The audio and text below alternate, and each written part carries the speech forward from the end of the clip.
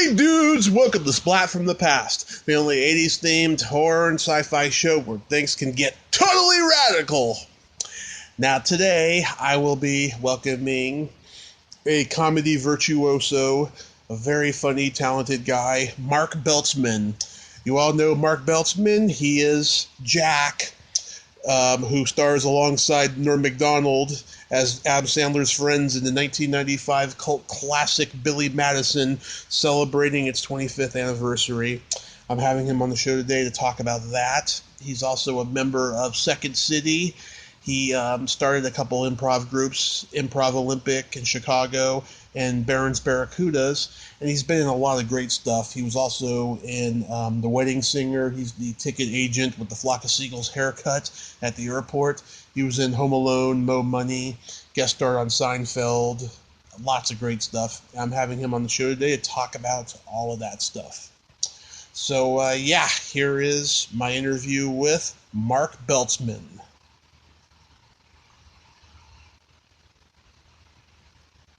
Hey, Mark. Mr. Kovac, how are you? I am great. Welcome to the show, sir. How are you? Awesome. Well, this is such a great honor. Thank you for taking the time today. You're welcome, buddy. How did you find me? Found you on Facebook. Oh, yeah? Yeah.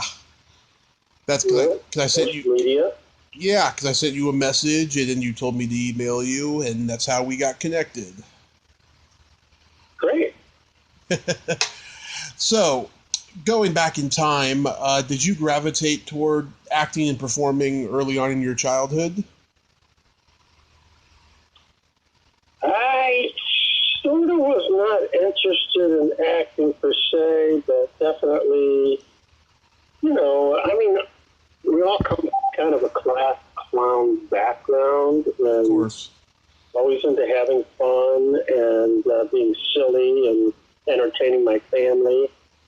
I really didn't think about acting until I turned 21. Wow. That was my best friend from high school, Robert Teachman. Mm-hmm.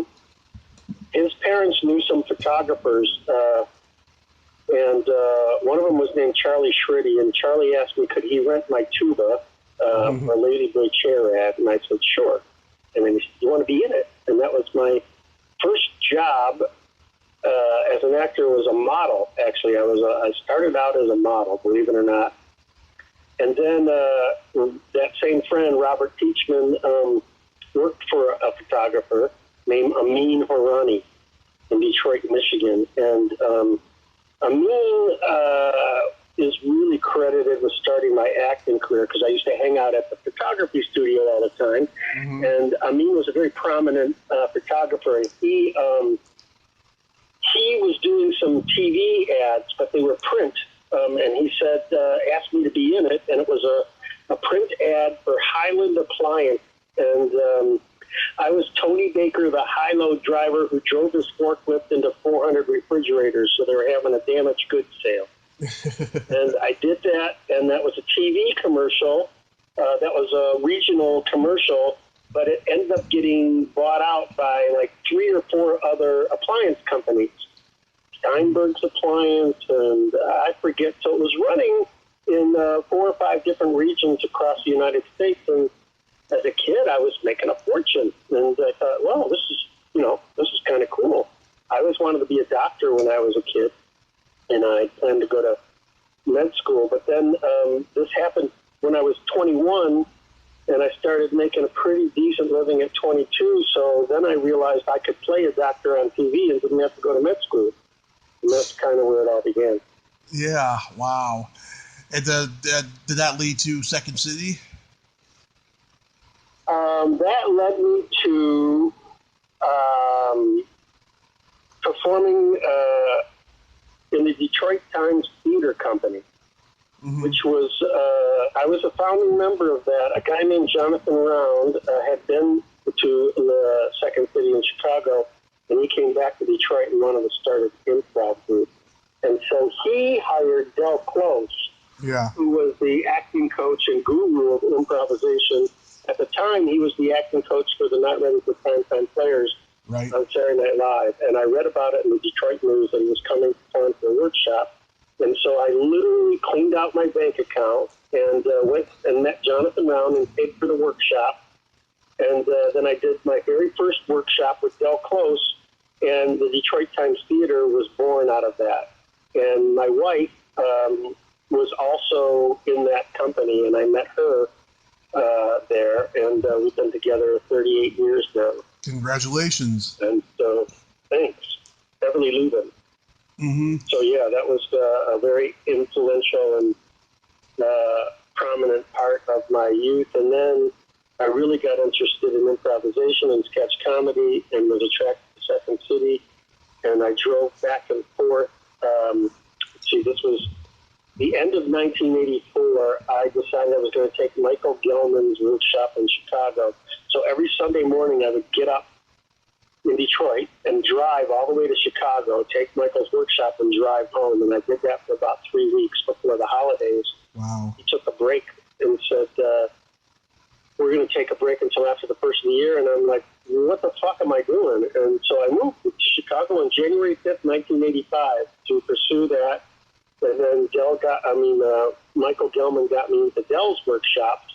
And then those workshops with Dell ended up turning into the birth of what we now know as I.O. or Improv Olympic, which actually closed its doors about 2 weeks ago, 10 days ago, due to the COVID virus and financial concerns and radical racial concerns and all kinds of stuff going on there. So I was a founding member of I.O. at that time. That was 1985 that all happened.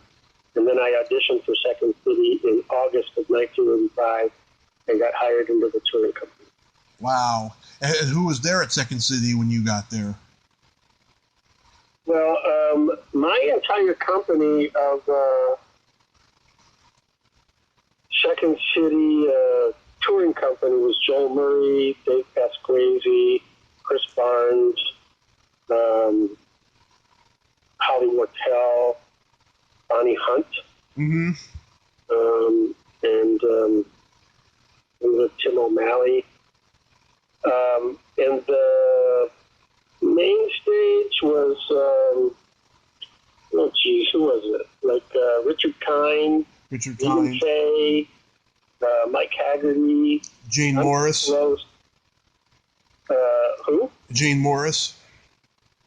Jane was in the ETC company. Okay. Her and Jeff Wachowski were in a company back in ETC, which was kind of like an overflow room for the main stage, Second City. And so, yes, they worked there at the time. And so did Mike Myers and, lots of people. Was John Capelus still there? Capelus was on main stage at the time. Yeah, I've talked to him and I've talked to Jane. Good people. Oh, yeah, great. Yeah, they're all great friends of mine. Love those people. Yeah. What type of characters did you have? What type of characters? Yeah. I don't even know how to answer. There's so many. I mean, I can't think of anything specific. I can remember some specific themes. I played the tuba, and Ron West wrote a brilliant theme.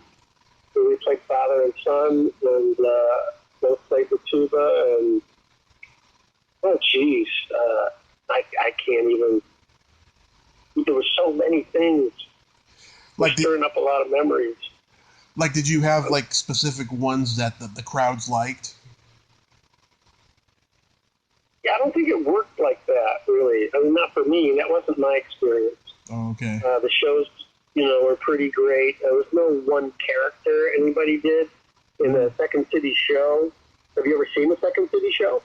Not an actual one, but of course I've seen, the Saturday Night Live and stuff.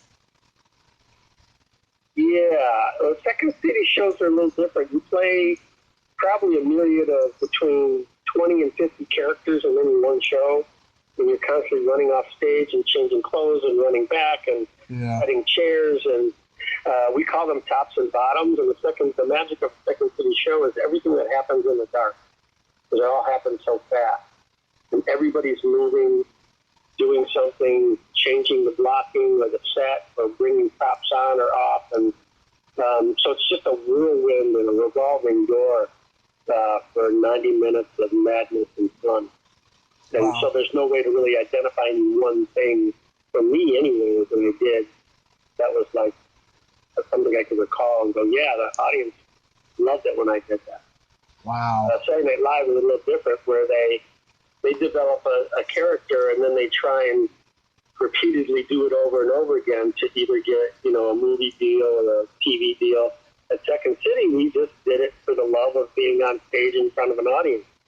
It's kind of like going to Ringling Brothers Comedy Clown College, and you're just working your craft on your feet in front of an audience, live, 8 shows a week.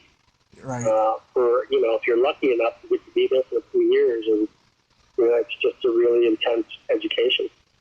Yeah, it seems more intense than the Groundlings, where they have the characters, they have the sketch ideas, but they don't know what's going to be said or what's going to happen until they actually perform it.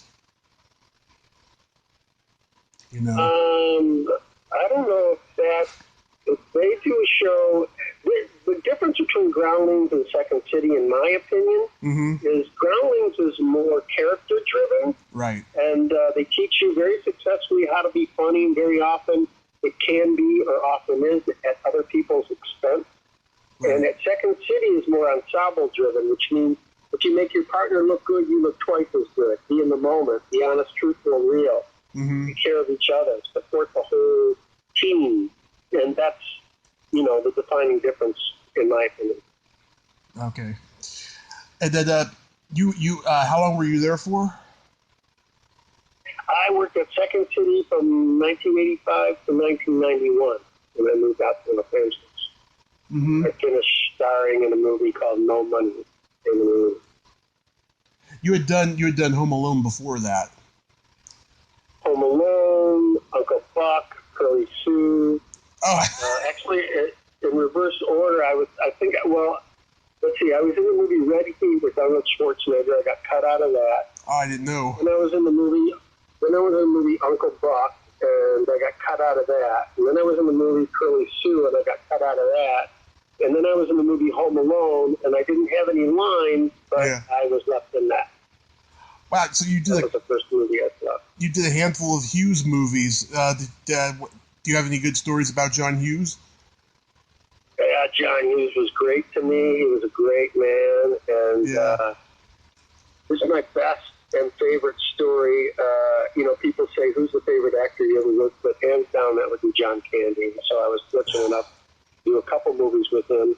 Yeah. And on Home Alone, I was standing around. John Candy only actually had one day to shoot that whole movie. And so John Candy was talking to John Hughes and Christopher Columbus. I believe it was the first movie Christopher Columbus directed. And they were standing around. They go, Mark, you're from Second City. Come over here for a minute. We have something we want to talk to you about. Yeah. And he said, well, we have this idea.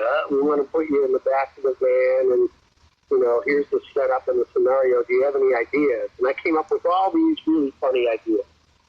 And so the day went on, and we were going into hour 20 of shooting. So we had been shooting the movie for 20 hours. And finally, John Hughes and Christopher Columbus said, okay, fuck that. We're just going to do a 2-shot on John Candy and Catherine O'Hara in the back of the van. And then you guys in the polka band just pretend like you're asleep. And then they said, roll camera, and John Candy said all the stuff that I had came up with hours earlier in that little conversation with John Hughes and John Candy and Christopher Columbus, and they yelled, cut. And John Candy looks at me and he goes, hey, I used all your stuff, kid. I hope you don't mind. And I just was like, that was awesome. And I was naive to ask for any kind of writing credit or anything like that. But it was a really fun experience, and I really learned a lot and got a ton of out of that educationally. And that was my John Hughes story, John Candy story, whatever you want to identify it as. Yeah. So how was working with Damon Wayans on Mo Money? nice. He was, very respectful, and again, took me under his wing and taught me a lot, gave me a lot of great advice, and that was a little more intense. But the role was more intense, and the other actor, John Deal, was a little bit more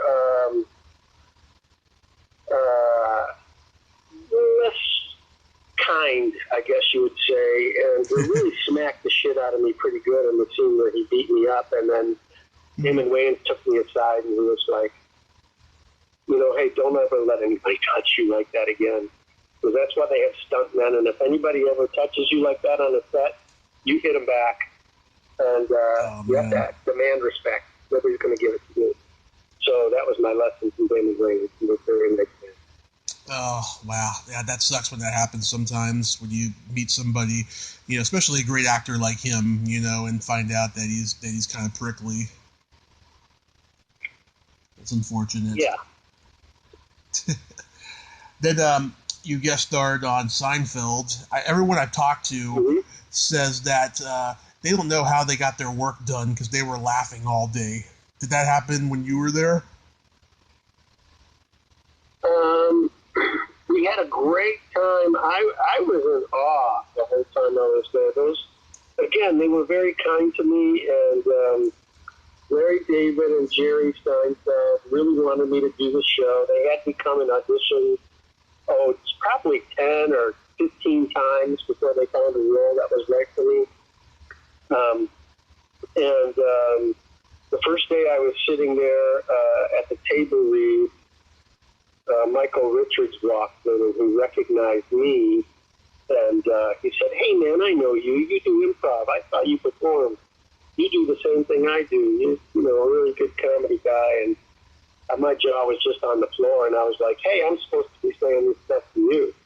Mm-hmm. And so that was my very first day. So I was very, again, they took me under their wing and welcomed me and with open arms, and taught me a lot, and they're very nice, and had a lot of great conversations with everybody on the set, and we had a blast, and it was really cool. Yeah, it's amazing how successful that show has become, and everyone involved in it is rich. Yeah. My experience was kind of strange because the 1994 earthquake, Northridge earthquake hit. While I was working on the show, we were working, back in those days, you could work any 5 days, and they worked Sundays because nobody was on the lot. So we worked on Sunday and did our first day, that table read I was telling you about, and then earthquake hit that night. Mm-hmm. And so we were off for a couple of months because LA, as you well know, got shaken up pretty good, and everything was closed down. And so I was just dying to go back to work, and couldn't until the restrictions were lifted and we were allowed back on the lot. Wow. Now we get to the immortal classic, Billy Madison, 25 years since it came out. I saw it at the drive-in when I was 11. Me and my dad, we were just rolling the entire time. How did this come to you? I auditioned for that. Just my agent got me to audition at Universal Studios, and I didn't know any of those people at the time. I knew we had some friends on SNL. Timmy Meadows was working on SNL at the time. He was a good friend of mine from Detroit, and we worked together in Chicago, and I knew a few of the other writers, but I didn't know any of those guys. And then I was performing at a comedy festival in Ireland. It's a Cat Laughs Comedy Festival in Kilkenny, Ireland. It was actually me and my friend Michael McCarthy were doing a little street performing, and I got a call from my agent saying, "You booked the movie and you got to leave Kilkenny right away and fly to Toronto." And so the next morning, Michael drove me to Dublin. I got on a plane and went to Toronto and stayed there for quite a few months, actually. When we were shooting Billy Madison, the first director got fired about 2 weeks into the shoot, and then they had to replace him. So we sat around for a week or so waiting for Universal to figure out what they were going to do. And then they hired a new director, Cameron Davis. And then it was a really fun summer. It was just like a whirlwind. Really great. Chandler was fun. Working with Norm Macdonald was great. And we had a blast. Yeah, no one wants to mention the name of that director, too. Not even Tamara Davis on the DVD commentary. But she did say that Alan Covert was originally going to play your role, and for whatever reason, he didn't. Yeah, well, Chandler wrote that movie for his friends, but he didn't quite have the money and power at that time to make those calls. So Universal forced him to hire another actor, which fortunately for me was Mark Beltzman, and Alan definitely was supposed to do that role, and my character's name is Jack, which was after Jack Garaputo, who's another friend of Sandler's who produces all of his movies.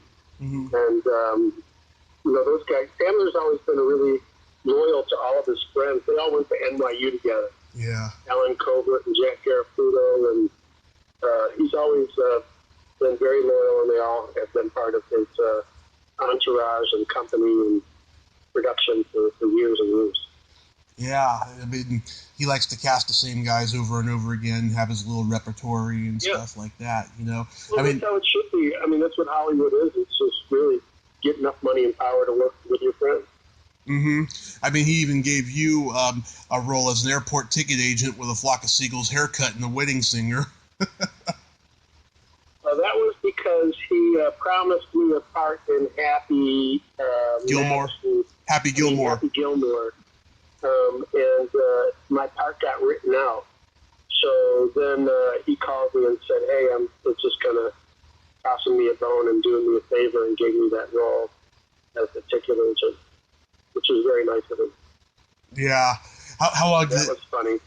It was, yeah. How long did it take for them to do that to your hair? Or put that wig on? Oh, that was a separate day. I went in for a wig fitting one day. It took, I don't know, maybe an hour or two.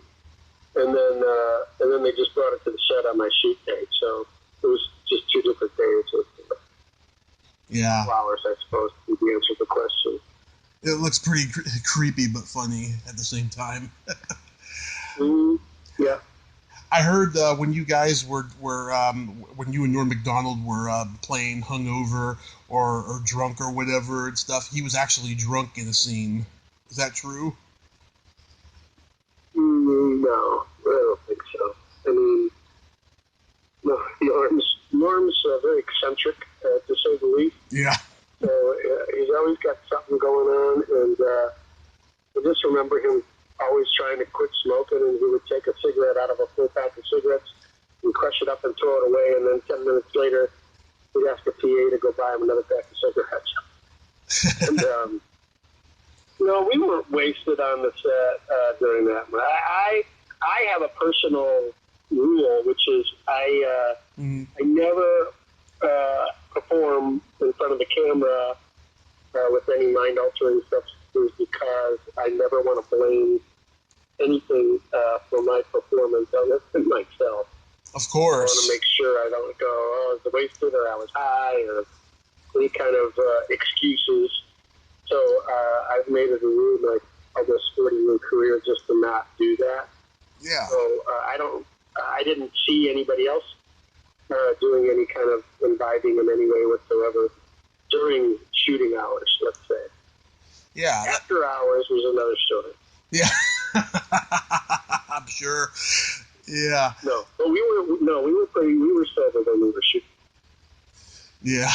We were misinformed. Yeah. The fact that Jack tries to kiss an underage girl at the end is so mind-boggling. I thought he was going to end up with the mucus queen at the end. Yeah, they were. I was actually supposed to kiss that girl, and they were like, "No, you can't. She's like 13. You can't do it." Yeah. So then I came up with that bit at the end. No, get away from me. that's how it ended up on tape. Yeah, that's good. Yeah, and those two freshmen, they ended up with the Mucus Queen. They did. It was funny. Yeah, I reached out to what's her name, who played Miss Lippy, Dinah Platius and stuff. Mm-hmm. I hope I get to interview her. I hope I get to interview her. She seems cool, is she? Yeah, she was very nice. Very sweet girl. That's good. And then you did many episodes of According to Jim. Yeah, how did that come about? Well, Jim's been a friend for many years. From Second City Connection. As you know, I knew him from Second City, and then I did that small role in Red Heat, which I got cut out of, and so I've known him for many, many years. And he invited me to come audition and meet the producers to be in the garage band. And so I became the bass player in the garage band, and whenever there was an episode with the band on the show, then I would get the opportunity to work, which was a great opportunity to, like I said, the whole idea of Hollywood to get enough money if I were to work with your friends. So it was great just to go do that and hang out with Jim. And Tony Bronigal is still a good friend of mine, and we play music together from time to time. And John Rabano I still talk to, who's a really great guy and lives in Colorado. And it's a lot of fun. It was a really good time. Like going to a party. Nice. Hanging out. Yeah. I see you did a black and white short called The Company. Yes. Yeah. It looks like a noir homage. I saw pictures of it. Yeah, I just auditioned out of the blue for that, and it was a really great experience, and I enjoyed doing that role. And I like period pieces and the costume. Anytime you get to go to Western costume is an exciting. I think that suit may have been like used in a Titanic movie. Oh yeah. That was the movie. Yeah. They all have tags inside. Was what they were originally used on. Is that available anywhere? Is that what? Is the company available anywhere to view? Because I looked on YouTube, it wasn't on there. Oh really? Yeah. Geez, I don't know. I thought you could just Google it and find just about anything these days. I don't know. I haven't seen it used. Kevin McDermott is the director, and you can contact him, and certainly I'm sure he'll send you a link to either watch it on Vimeo or wherever he has it stored. Kevin McDermott, okay. Yeah.